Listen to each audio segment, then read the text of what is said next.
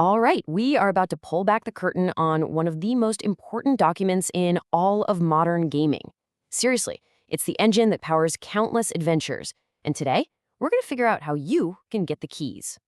I mean, just think about it for a second. You have this killer idea for a world, a story you've just got to tell. But then you get stuck, right? How do you actually handle a sword fight? What happens when a wizard casts a spell? Building all of that from scratch is, well, it's a huge task. But what if you didn't have to? You heard that right. The core mechanics, the actual DNA of Dungeons & Dragons have been opened up for creators, for designers, for people just like you. And we're not talking about a few sample rules here. We're talking about the whole engine, just sitting there, waiting for a driver. And that incredible resource? It's called the System Reference Document, or the SRD for short.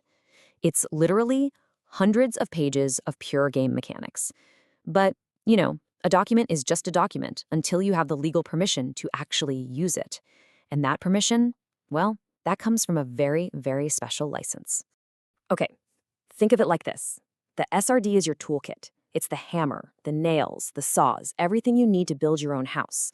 The Open Gaming License, or OGL, that's the key. That's the thing that unlocks the workshop door and gives you permission to pick up those tools and build whatever you want. One is the what, the other is the how. And that's the obvious question, isn't it? A free toolkit to build a game? That sounds way too good to be true. And yeah, there is a catch, but it's a pretty fair one. To get it, you just have to understand the difference between what they've given away and what they've kept for themselves. So, on one side, you have what's called open game content. This is the stuff you are totally free to copy, to change, and to publish. It's the raw mechanics, how to figure out if an attack hits, the rules for saving throws, the basic framework for spells. It's like the fundamental physics of the game world. And then, on the other side, you have product identity. Now, this is all the specific branded stuff. This is the intellectual property, right? The famous names and unique creatures that are part of the D&D brand. This is the stuff you absolutely cannot use. And this little chart right here, this makes it all click. The OGL gives you the physics, but it does not give you the brand.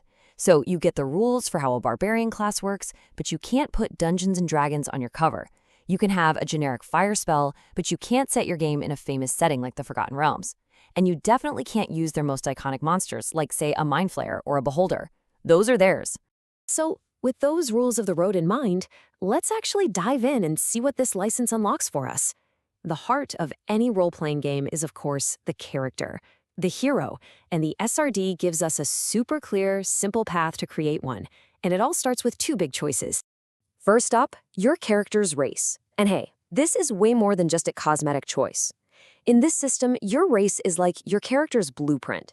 It gives you a whole set of built-in abilities, a history, and a totally unique way of seeing the world. I mean, just look at this. A few simple lines of text and boom, you have a whole identity. An elf gets a bonus to dexterity, so they're naturally quick and nimble. Their fey ancestry makes them hard to magically charm, and this trance ability, it completely changes how they rest. Just like that. The rules themselves create this graceful, almost otherworldly kind of person. Okay, now let's look at the dwarf and see the contrast. A bonus to constitution means they're super tough. Dwarven resilience gives them an edge against poison. And stone cunning?